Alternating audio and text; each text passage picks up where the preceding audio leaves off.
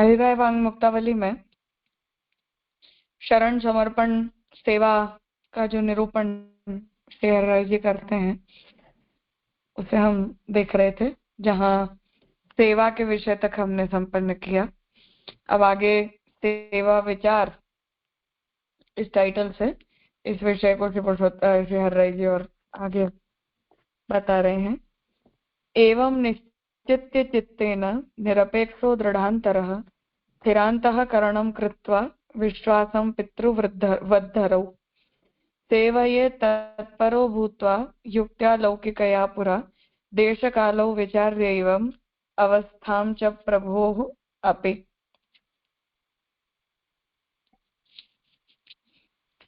ऊपर कहे अनुसार चित्त से निश्चय करके बिना इहलोक और परलोक की अपेक्षा रखे अंतःकरण स्थिर कर श्री हरि में माता पिता में जैसा विश्वास रखते हैं वैसा विश्वास रखना।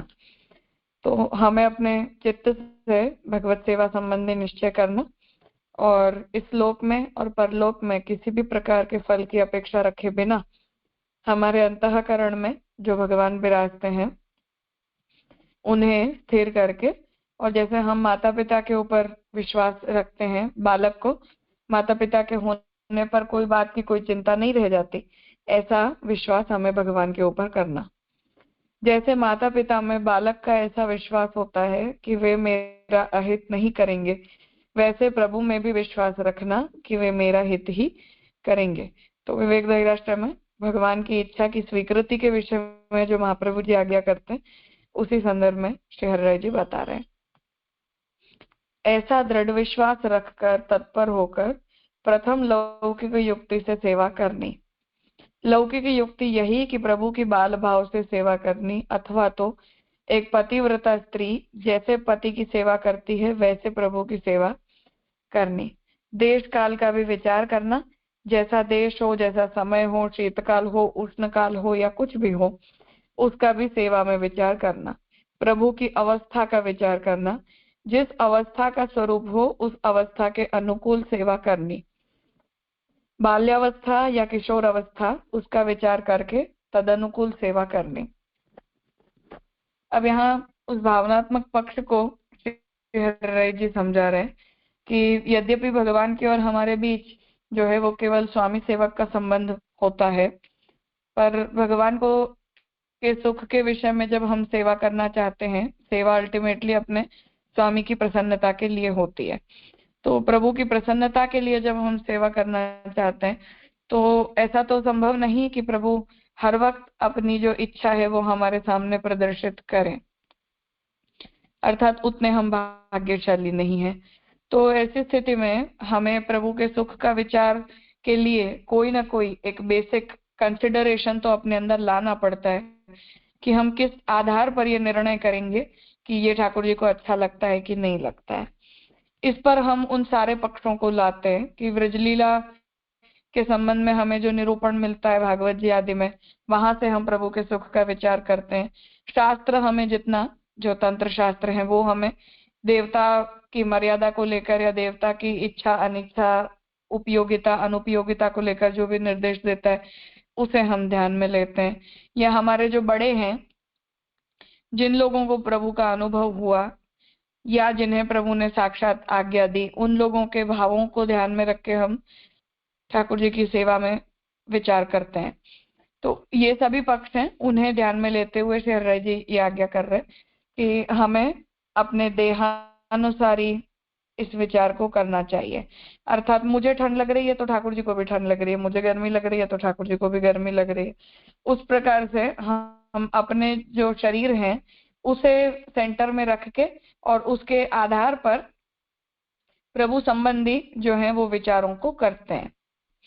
और जो ठाकुर जी का स्वरूप हमारे घर में विराज रहा हो उन्हें दर्शन करके हमारे हृदय में बाल भाव आए या किशोर भाव आए तो उन भावों को ध्यान में रखते हुए हमें प्रभु की सेवा करनी। हम जिस स्थान पर रह रहे हैं वहां के मौसम का विचार करना, उस स्थान के वातावरण का विचार करना और तदनुसार ठाकुर जी की अवस्था का भी विचार करना, और उन सभी को ध्यान में रखते हुए फिर हमें ठाकुर जी की सेवा में परायण होना। तदर्थम व्यर्थ वचनम कृति साध्यम परित्यजेत। सेवा के लिए व्यर्थ वचन न कहना, असत्य न बोलना, वह मुखरता दोष है, वह दोष सबसे बड़ा है। मेरी कृति से ही ये सब कुछ होता है ऐसा भी न मानना।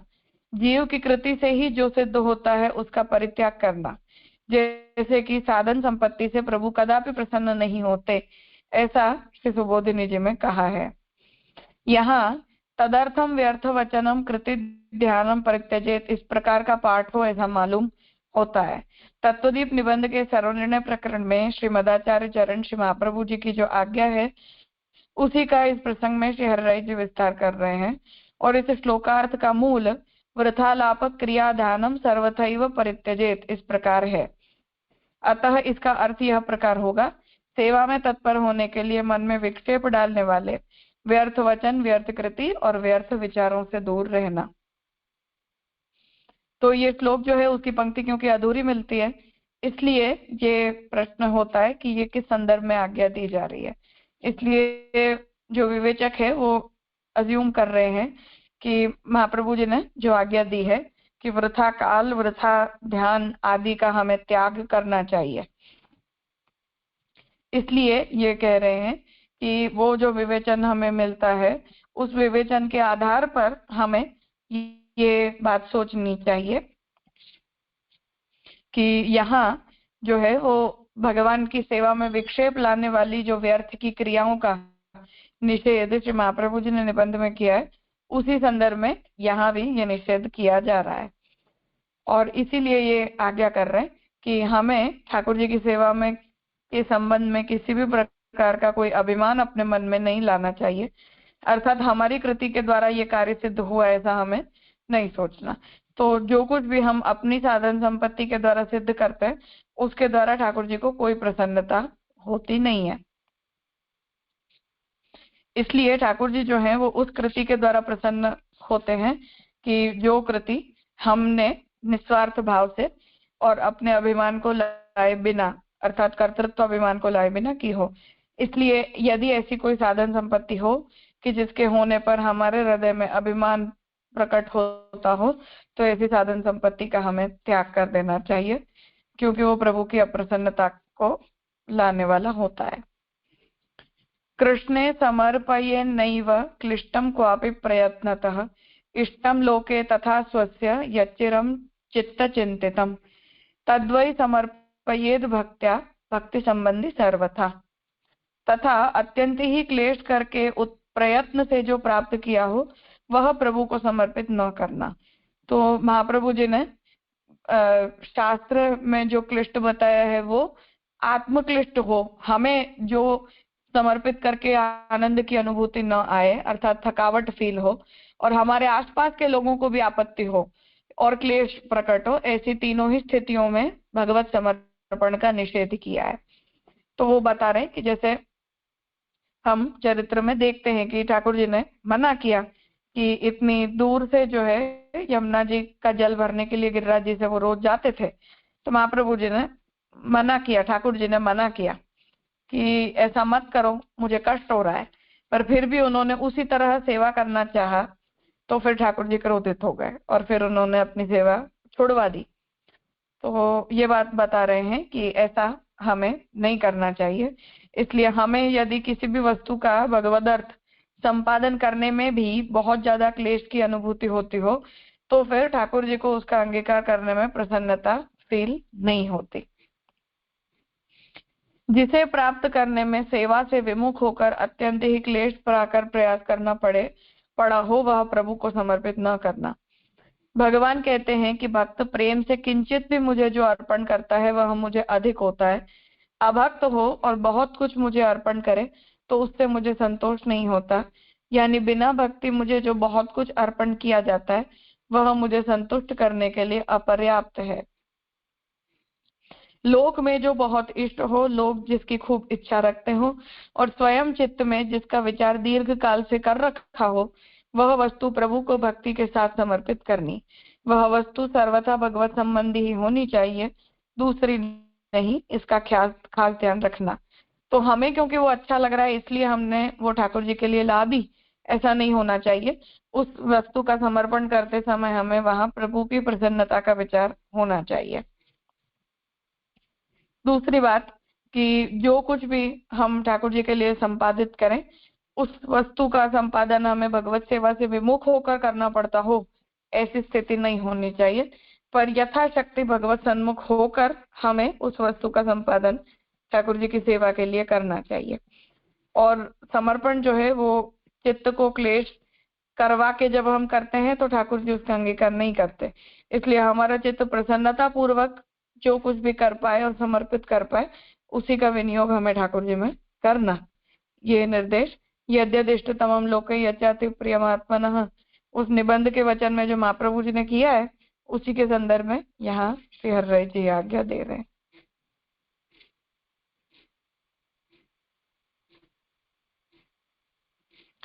पूछना है कुछ?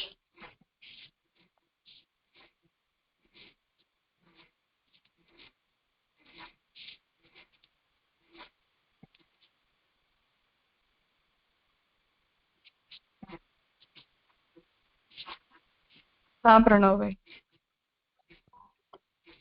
हाँ प्रणाम दादा।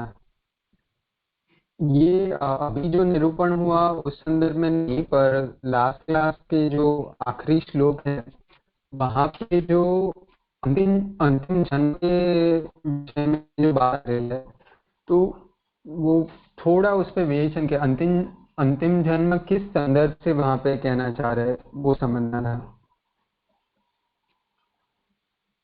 अर्थात दोनों ही उसके तात्पर्य हैं। एक तो मुक्ति तो अर्थ है ही कि विदेह मुक्ति होके भगवत लोक में ही जीव को स्थान मिल जाता है, एक ही अर्थ है।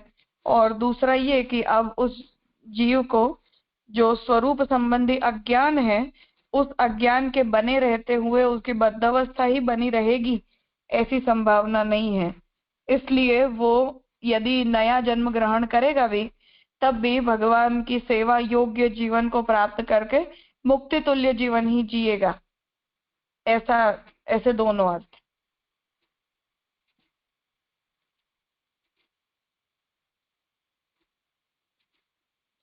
तो जो दूसरा अर्थ राजा आप कह रहे, तो वो तो मतलब फिर उसमें ये देह इस देह के बाद की वो बात आ जाएगी, वैसा वैसा अर्थ हो जाएगा ना कि ये अभी जो देह है वो देह नहीं, पर ये जीवन मतलब ये देह का पात होगा उसके बाद।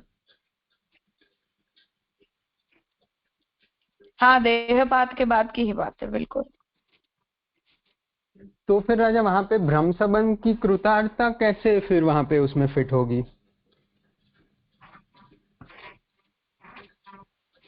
जो श्लोक में साथ मतलब में बात आपत्ति कह रहे? क्या है?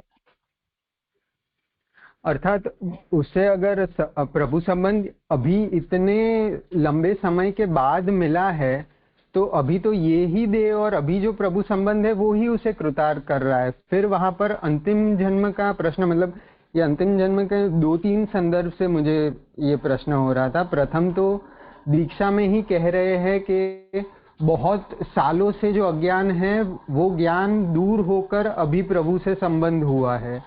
दूसरी बात, एक प्रकार से देखें तो प्रभु की लीला अंतर्गत जब जीव को प्रभु ने अंगीकार किया है और जो पूरा मतलब प्रभु से ही जीव का प्रागट्य है, और शायद मतलब एक तरह से कहे तो सृष्टि लीला हो या लीला सृष्टि हो, जीव का सेवा का पक्ष तो दोनों जगह हो ही रहा है।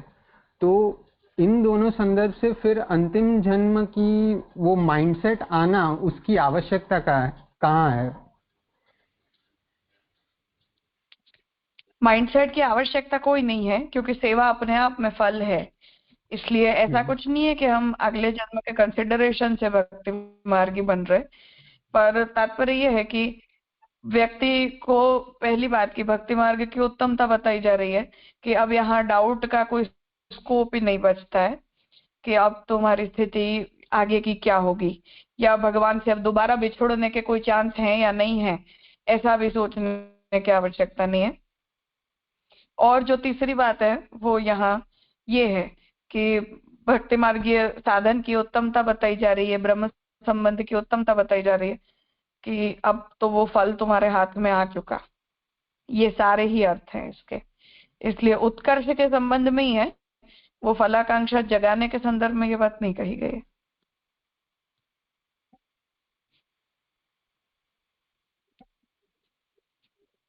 जी राजा, स्पष्ट हुआ। हम्म,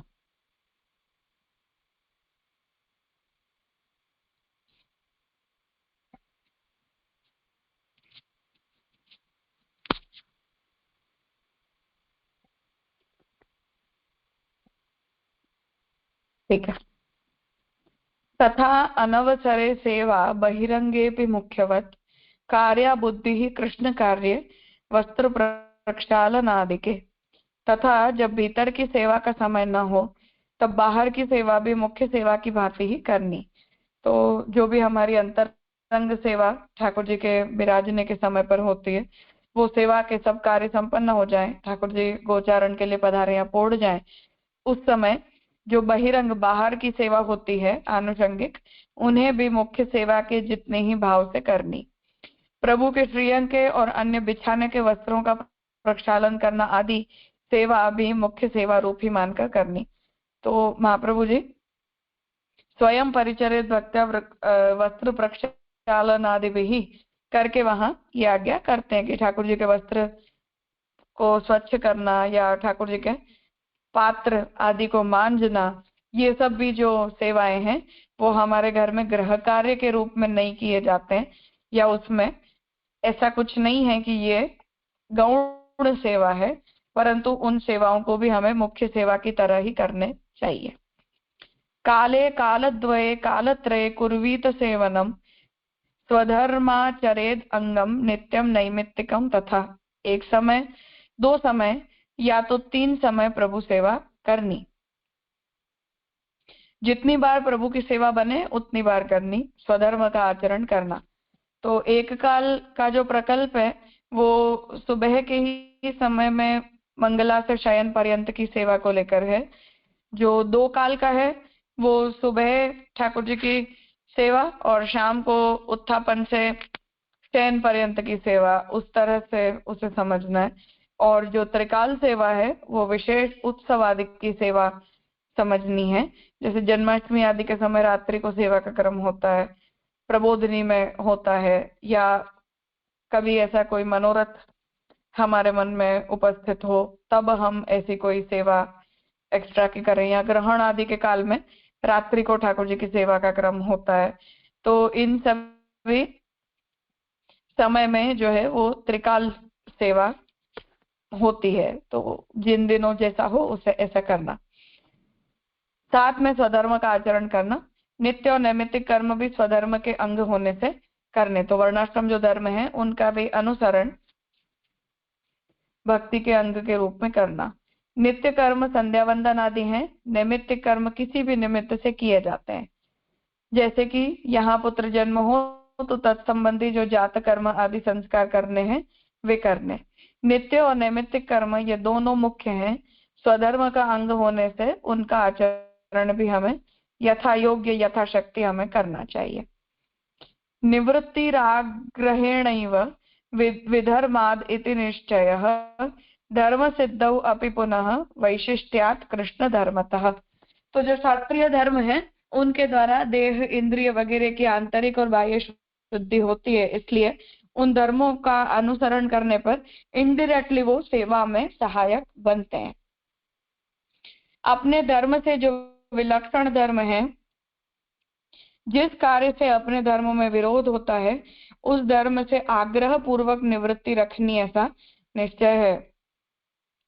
तो कोई भी धर्म कार्य ऐसा हो कि जिसमें हमारे वैष्णवीय धर्म का बाध होता हो तो उन धर्मों को हमें निवृत्त करना चाहिए। जैसे गोपीनाथ जी ये आज्ञा करते हैं कि हम हमारे कुल परंपरा से कोई अन्य देवी देवताओं का पूजन करते आए हों, या अत्यधिक हिंसा वाली हमारी कोई आजीविका के साधन हम करते आए हों, या क्षत्रिय आदि हों जिन्हें मांसाहार आदि अलाउड है, ऐसे यदि कोई कार्य वो करते हों तो ऐसे सभी कार्यों को जो है वो वैष्णव बनने के बाद हमें छोड़ देना चाहिए।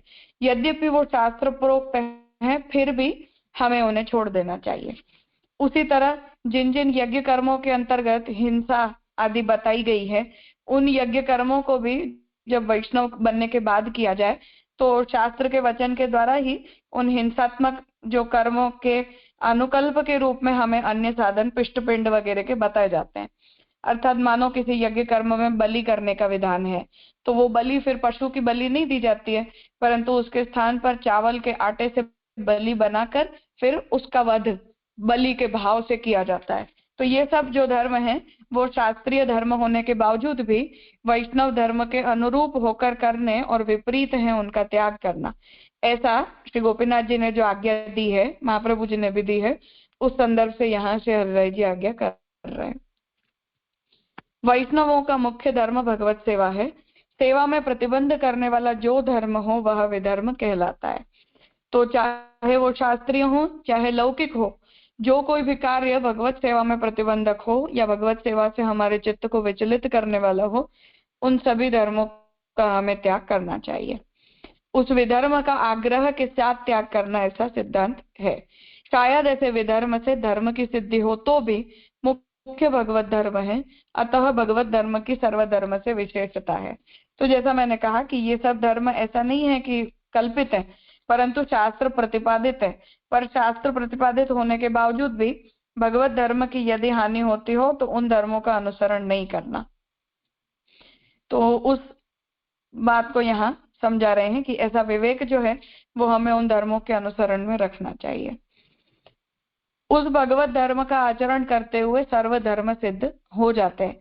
जैसे मूल में जल सिंचन करने से सारा वृक्ष पुष्टि पाता है, वैसे सर्वधर्म का मूल जो भगवत धर्म, उसका आचरण करने से सर्वधर्मों की सिद्धि होती है।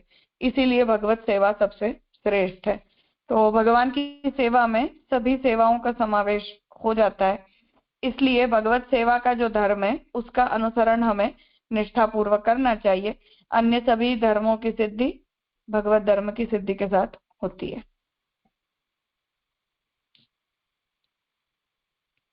पूछना है कुछ?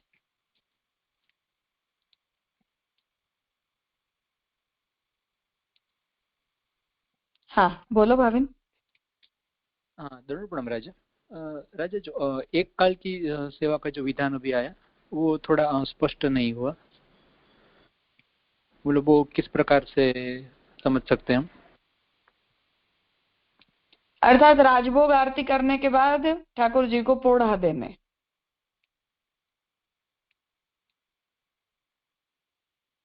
हाँ जी राजा, स्पष्ट है। और वो राजा एक काल हुई। हाँ, दोनों समय की उत्थापन से शयन के क्रम को अलग से करना। बस।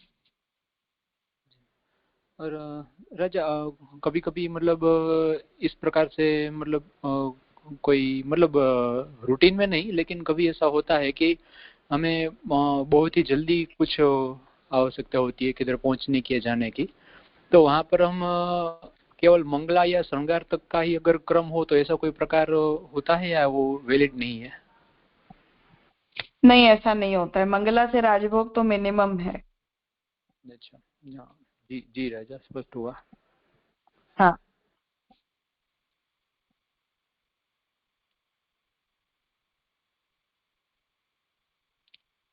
हाँ सत्यवन। हाँ प्रणाम राजा। यहाँ जो 72वें श्लोक में हाँ आया ना कि अपने धर्म से जो विलक्षण धर्म है, जिस कार्य से अपने धर्म में अवरोध होता है, तो यहाँ जो धर्म वो सब वर्णाश्रम धर्म की बात कर रहे हैं यूजुअली। हाँ, वर्णाश्रम मतलब वैदिक लौकिक दोनों।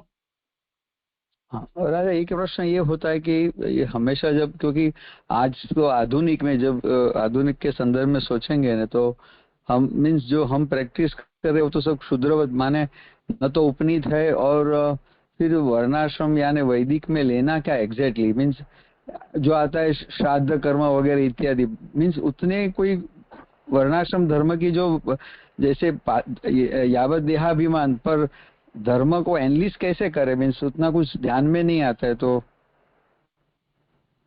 यदि किसी ने जनेऊ जो वगैरह लिया है, व्यक्ति उपनयन, शास्त्र में बताए हुए धर्म का जितना पोर्शन करता हो उतना पोर्शन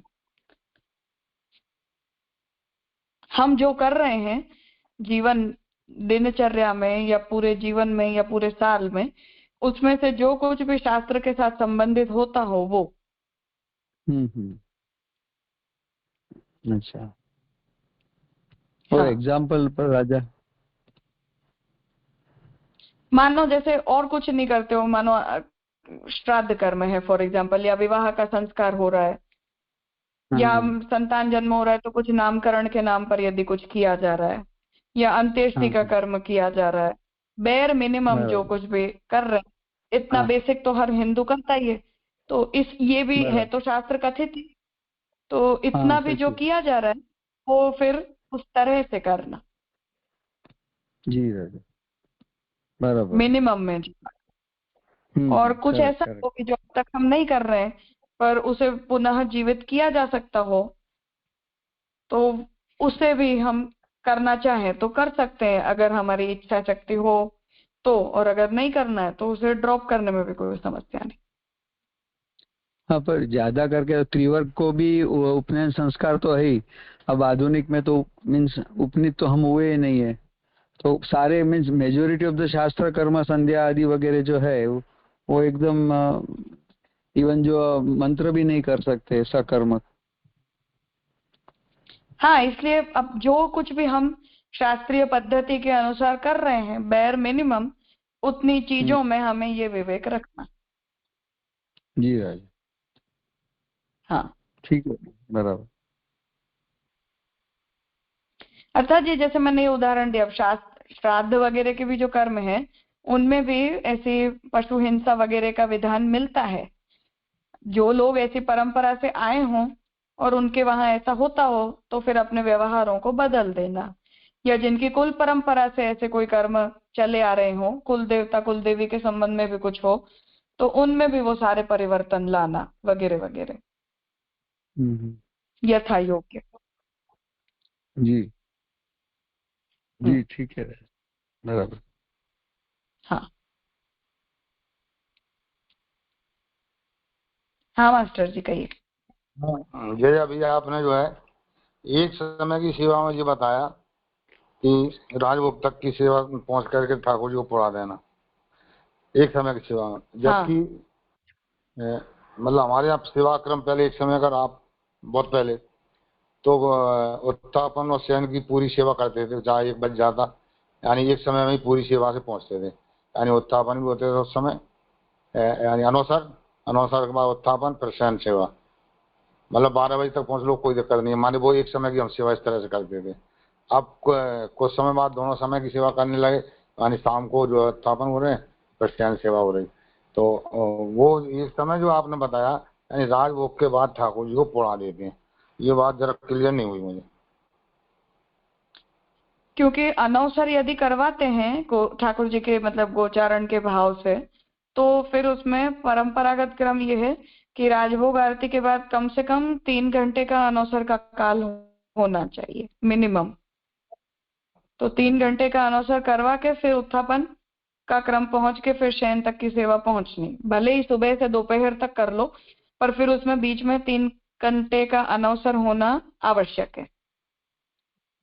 अगर वो नहीं कर रहे हैं यदि, तो फिर वो उसमें वो गोचारण वाला जो भाव है ठाकुर जी का वो बनता नहीं है। इसलिए फिर राजभोग आरती के बाद दूध वगैरह धरा के ठाकुर जी को पोढ़ा देना, ऐसा जो क्रम कर रहे हैं यदि कोई, तो वो ठीक है अपनी जगह पर। और यदि एक काल में पूरी सेवा पहुंचनी है, उत्थापन आदि भी करने, तो फिर बीच में 3 घंटों के अनवसर का पीरियड होना आवश्यक है, वो सेवा के भावनात्मक पक्ष को ध्यान में लेते हुए। अच्छा, ये बात हमारे पास अभी नहीं आई है मतलब समझ में, क्यों इसके पहले जो है, और मैंने वैष्णवों को देखा भी और लोगों के यहाँ कि माने वो जो सुबह 12-1 बजे तक पूरी सेवा पहुंचते हैं तो कुछ समय का अनवसर जो है आधा घंटे का कर लिया, कभी 20 मिनट का कर लिया, जितना जो अनुकूलता हो, और फिर इसके बाद में जो उत्थापन और शयन वो की सेवा पहुंच करके पूरा इस तरह से क्रियाकलाप अधिकांश लोगों ने देखा है, और हमारे भी मतलब माता पिता ने भी इस तरह कुछ समय करी, फिर बाद में दोनों टाइम सेवा करने लगे। हम लोग भी कभी कभी ऐसे करते थे, तो ये हमारी प्रक्रिया साथ गलत है, मतलब हम जो कर रहे थे। हाँ, मतलब भावनात्मक रूप से उस अनवसर को फिर हम क्या कहेंगे, क्योंकि राजभोग आरती करके ठाकुर जी गोचारण के लिए पधारे। यदि ये हम अनवसर का भाव मान्य कर रहे हैं तो मिनिमम उसमें कुछ समय तो हमें देना पड़ेगा ठाकुर जी को, कितनी देर में गाय चरा के वापस पधारेंगे। तो उसमें कम से कम क्रम अपने यहाँ परंपरा से 3 घंटों का है कि कभी जल्दी सेवा पहुंचनी भी है तो भी 3 घंटों से जल्दी नहीं करवाए जाते हैं, मिनिमम क्रम है। सुबह वाले फिर ऐसी स्थिति है तो मंगला जल्दी हो जाए ठाकुर जी के। और यदि वो गोचारण का भाव करते हुए अनवसर करना ही नहीं है हमें बीच में, तो फिर वो सेवा के उत्थापन के क्रम को करना भावनात्मक रूप से सेट नहीं होता है। भोग हम धर दें वो बात ठीक है, पर फिर वहां भावना क्या हमारी, क्योंकि उत्थापन भोग तो उस भाव से आते हैं कि ठाकुर जी जो है वो जंगल में गाय चराने के लिए विराज रहे हैं और तब वहां के जो व्रजभक्त हैं वो ठाकुर जी के लिए फल फूल आदि पधरा के ला रहे हैं। तो वो भावना का पक्ष जो है वो वहां मेल नहीं खाएगा फिर। लेकिन जब ठाकुर जी को पद पौड़ाएंगे तो फिर शाम का भोग और जो दूध तो ठाकुर जी उसके बिना कैसे ठाकुर जी पौड़ाएंगे? हाँ, मतलब फिर उसका मतलब ये है कि उस क्रम को हम कर ही नहीं रहे जब, क्योंकि ठाकुर जी दोपहर तो पोड़ नहीं जाते हैं। ऐसा तो है नहीं कि 12 बजे ठाकुर जी पोड़ गए। तो ठाकुर जी तो मानो हमने वो क्रम कर लिया अपनी अनुकूलता के कारण या अपनी प्रतिकूलता के कारण, तो उस स्थिति में फिर ठाकुर जी खेलेंगे करेंगे या जो कुछ भी बंटा रोग लेंगे और फिर अपने समय से पोड़ेंगे। तो ऐसा तो है नहीं कि हमने 12 बजे ठाकुर जी को पोड़ा दिया तो ठाकुर जी पोड़ ही जाएंगे 12 बजे। हम शाम को भी पोड़ाते हैं, उसका मतलब ये नहीं है कि उसी क्षण ठाकुर जी पोड़ गए। हम अपनी तरफ से वो सेवा पहुंच लेते हैं, फिर तो ब्रजभक्तों के साथ ठाकुर जी खेलते हैं या राधा जी के साथ ठाकुर जी चौपड़ आदि खेल कर फिर अपने समय से पोड़ते हैं। तो वो क्रम तो ठाकुर जी अपनी इच्छा अनुसार करते हैं। इसलिए ठाकुर जी दूध हरोगे बिना नहीं पोड़ेंगे ऐसा यदि हमारा भाव है तो फिर ये होना चाहिए कि ठाकुर जी की राजभोग आरती के बाद दूध भोग धर के और ठाकुर जी को पोड़ा दिया जाए। पर बीच में यदि 3 घंटों के अनवसर का क्रम नहीं हो रहा है तो उस स्थिति में उत्थापन से शयन तक के क्रम को रिपीट करने का कोई सेंस नहीं बनता है भावनात्मक रूप से। इसलिए फिर सीधा ठाकुर जी को राजभोग के बाद आरती के बाद दूध आदि या कुछ भी हमें यदि भोग धरना भी है तो वो धरा के पोड़ाना ये ज्यादा सुसंगत है भावनात्मक रूप से, ताकि उसमें फिर वो भावनात्मक विसंगति उपस्थित ना हो। जी